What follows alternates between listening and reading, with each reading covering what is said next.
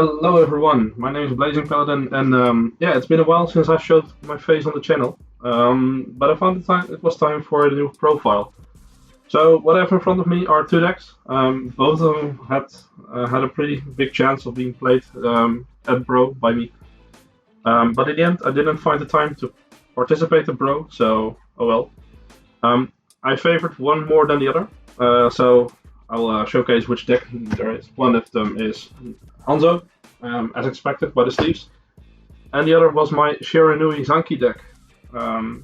Very old school, but very fun, and with a new twist. So, in the end, I favored Hanzo more due to its playstyle. So yeah, that's why I kind of wanted to play it, but I wasn't able to. But I can still showcase the deck for you. So that's what we're going to do today. Of course, our sleeve. This will be printed. I will have a deck with 50 sleeves of this. So yeah, it's Nubatama time. Let's go. For the Great Trees, very easy. 4 Akatsuki Hanzo. A very fun card. We play it mostly for the name, since our support card, or actually our beat stick, needs the Akatsuki Hanzo as a Vanguard. So that's why we mainly play it. I could run 3, maybe I will do 3 in the future, since we have some consistency boosts that we can use.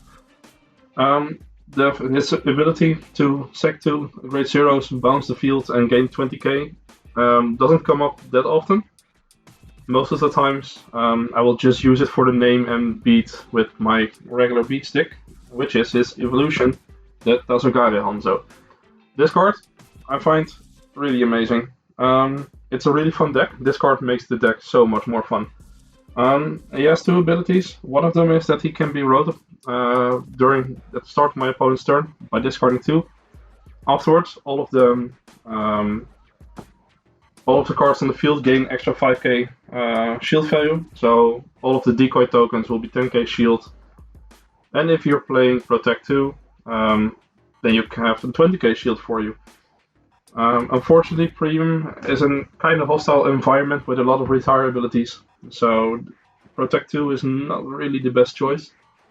But still, 10k interceptor from everywhere on the field is quite handy. Its second ability, on attack, when Akatsuki Hanzo attacks,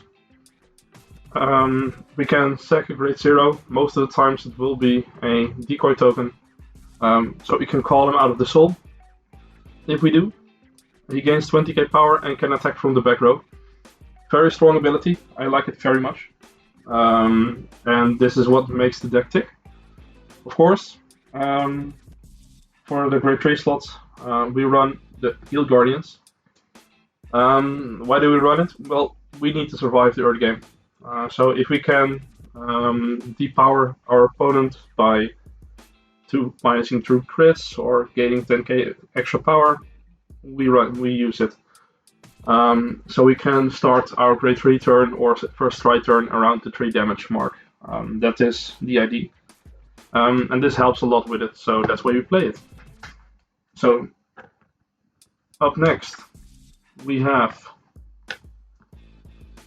the Great 2s. First, one of Ungai. I think I might want to bump it up at 2, even in future installments of the deck. There will be some changes in the future, and it depends on when Bushiroad is releasing some of the promo cards, how fast it will be happening. The latest Evil Decoy token, Evil Stealth Dragon promo card was very strong, and it will be used in the future. To help with resource management, I'm actually using this guy, the Giant. It's easy. Sometimes you need a open spot on the field for your tokens. This one replaces itself, goes into the Soul Kiss count charge, and is a 14k beat stick on its own, which can help. And I'm practicing it, testing this for now, so we might see some change in the future.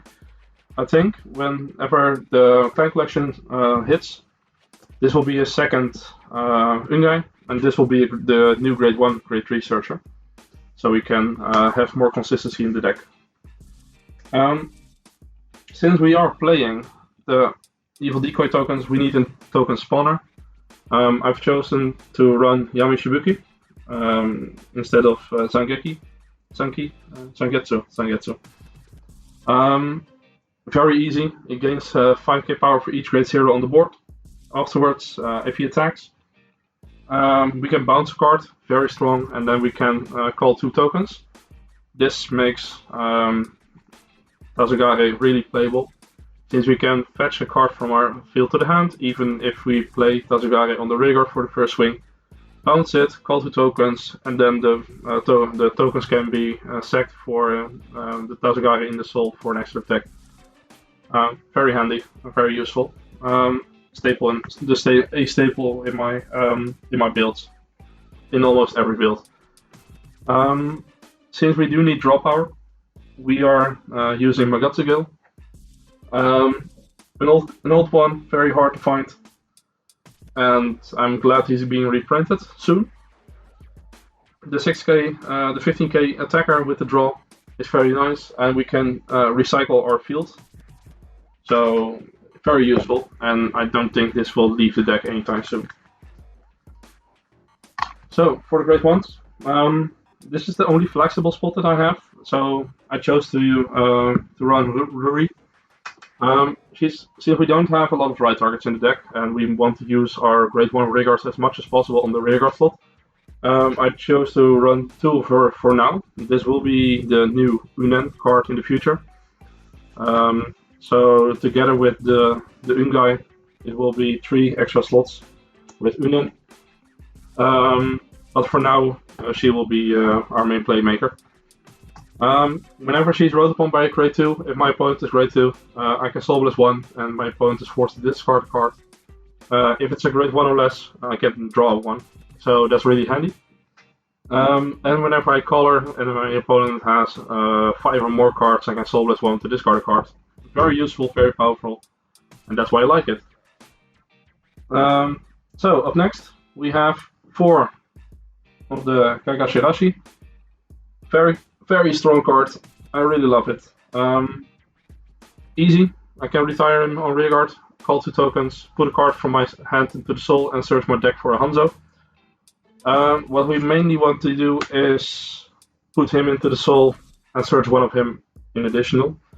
But if we still want to have the cost for a Gilgal or something, we can search the original Hanzo as well. This is the card that makes this one alive, since we can write it or we can put it into the soul. And since he gives us 2 tokens, we have a lot of ways to make 3 tokens.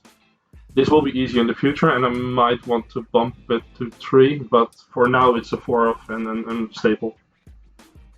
So, since we use a lot of counterblast in the deck, 4 counterchargers, I had a lot of issues during playtesting where I was lacking countercharge. So that's the main reason that the Giants, that this one came into play, since I needed an extra option. Furthermore, this is a really strong card for filtering, so we can filter, we can bounce, we can call it again, filter more, and that's why I like it. Still a staple, even after all these years. Last, for the grade 1s, our grade 3 searcher gains power, it can poke for 13. It speaks for itself, I guess. So those were our grade 1s. 4 triggers. And grade 0s. Our starter, the evil one, because we run the evil deck. 1 over trigger, because it's Vanguard. 4 of the strike crit, because we don't need a lot of crits in this deck since we swing already for high numbers. And the deck does lack some draw power, it's only 4 of them. Up next, 7 draws. These will be the Flare Veil as dragons in the future. I think it will be released in a week or so. We need the shield value, so that's why these will be swapped out in the future. So for the strides, or for the markers first. For the markers, we run Protect 2 and Protect 1, of course. We rather use Protect 1. It's an easy card, we can discard it. We have a lot more. It's much more flexible. If we have too many PGs, we can PG with a PG because it's free. And an extra card in hand can't hurt. The Protect 2, there might be some matchups that we want to use the Protect 2, but since Premium has an hostile environment with retiring or mass retiring, it's Protect 1 for now, but I might want to test Protect 2 in the future. For the strides. Yes. Our strongest stride up till now, and then I hope he will be replaced in the future since we kind of need some different routes with his deck. Relay. Easy card. He's been in the game for a while, and I think everyone knows what he does and what he can do. It's an easy pressure card, rips card out of our opponent's hands. He pressures a lot with his GB3 skill, so that's why I like it. Even in decks where he doesn't really suit. So up next, double Mugen Lord. If we ever have the situation where we are at 5, my opponent is on 5 damage. We used all of our renames. We can't seem to close the game. Then we can use our opponent's units to secure it. By the time we are at GB6 or GB7, so I highly doubt that they can withstand a 7 attack turn on 5 damage. So that's why we use it. It's still fun. It's still a strong card. Up next, double Checkmaster. This is our play starter for now.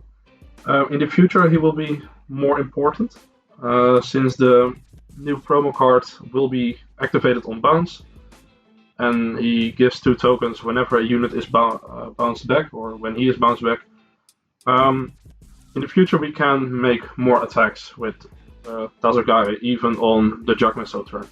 For now, we are unable to do that, so it's basically just a engine starter. We stride it, we use it for the attacks, we use it for draw power, and that's about it.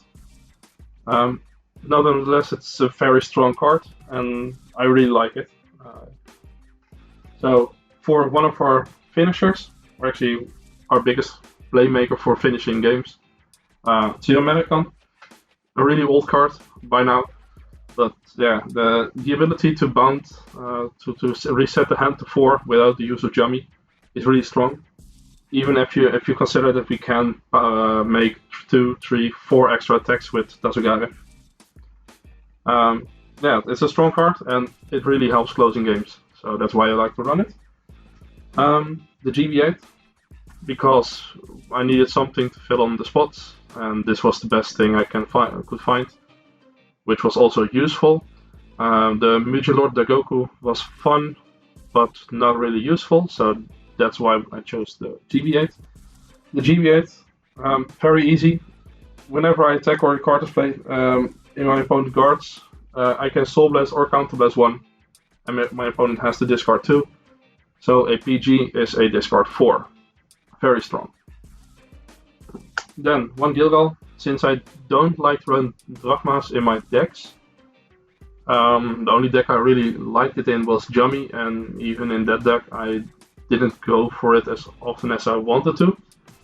But Gilgal is a different story since he doesn't punish you for not sealing the game. He grants us a bit more room by not discarding cards for stride. He resets the board, he gives back counter charge, so that's why I run it. Then for the G-Guards, one of the flip G-Guards, because there are sometimes situations where we really want it. And she's a big value shield if everything goes alright. Then 2 of the I steal your shit G-Guard. Very strong, and I really like it that it's in SP by now. And the last card is the big shield. This one is very simple. If my opponent has a big hand, it's 42k shield for 1 card. That really solves guarding issues. Place a token next to it, it's 52. If I run protect markers, it's 62. Really strong. So yeah, that's the deck. For in the future, I think that the cards that will be changed are these two and the Ruri and these two. Dependent on what releases first, I can see these three becoming the new grade 1. That way we can Soul Blast one. If we have this one on hand, but not the other, but not this one, that Akatsuki, we can search Akatsuki and choose a card from my hand, return it to deck. If we have the Akatsuki, but we do not have Tatsugari, we can search Tatsugari. It really solves the issues that this deck has. Furthermore, which something that I really like, let's say we have a turn where we only have one Akatsuki in the soul. We can swing with the new Unen, pick this one into the soul, then now we have two. If we have a token spawner on the rearguard somewhere, we can make 2 additional attacks whenever my Vanguard swings. This really helps with pressuring our opponents. So this is the first evolution that I can picture for now, and I really like it. And maybe in the future, when other cards are released, the deck will get a new evolution and maybe a bit more pressure. And of course, I'm really curious what the new premium collection will bring. I do hope some guard value in the G zone, and I hope that they can finally give something that will disconnect Rinne from most of the builds, since not every build wants to run Rinne, but we kind of have to because it's our strongest choice. So yeah, do let me know what you think of the deck. If you have any questions, do let. I also like to hear it. Yeah, this was Blazing Paladin. Up next, I'm going to profile the Shiranui deck, and I'll see you guys in the next video. Bye bye.